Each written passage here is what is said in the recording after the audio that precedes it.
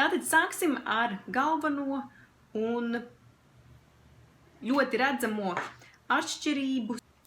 Šī pusē ir vads, kas ir priekš Amerikas, un šis ir priekš Latvijas.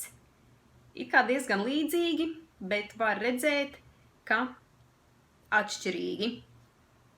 Tas vads, kas mums der rozetē Latvijā, mums nederēs rozetē Amerikā.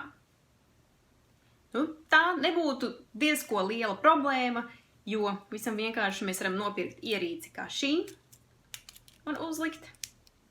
Vai mēs varam arī nopirkt šādu ierīci, milzīgu, nav tik milzīga, bet diezgan lielu, kur ir dažādām valstīm pārveidotāji, bet šī ir problēmas, kā saka, redzamākā un vienkāršākā puse. Ko tas nozīmē? Kad Amerikā un Latvijā un Eiropā elektrības spriegums ir savādāks. Latvijā mēs izmantojam 220 voltu spriegumu, bet Amerikā mēs izmantojam 110 voltu spriegumu. Pieņemsim ļoti bieži sastopama elektroierīce, kas Amerikā nestrādās, ir fēns, vai ja jūs esat paņēmuši līdzi, vai matu panna arī visdrīzāk nestrādās.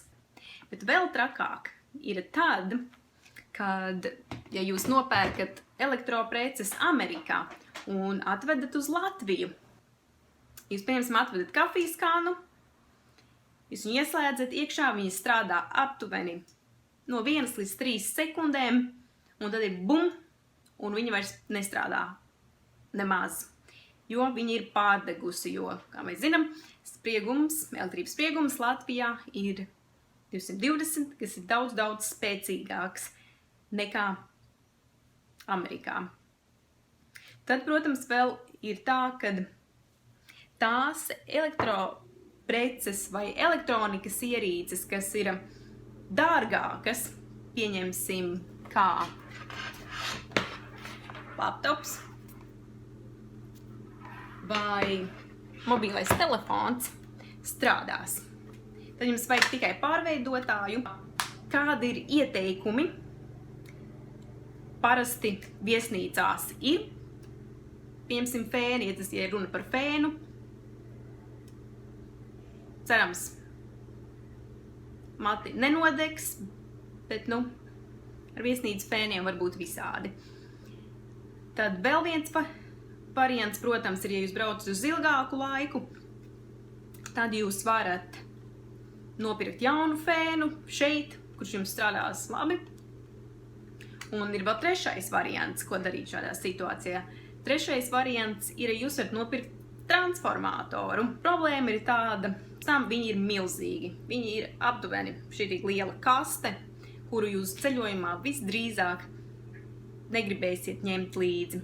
Tātad mans ieteikums, pirms jūs kravājat mantas, ir pavisam noteikti pārbaudiet visas elektropreces, un, ja tur ir rakstīts tikai 220 vai 240 volti, tad, kā saka, taupiet vietu čemodānā, jo katrs kilograms lidmašīnā ir dārgs, un neņemiet līdzi fēnu vai matu pannu vai ūdens varamo kanu.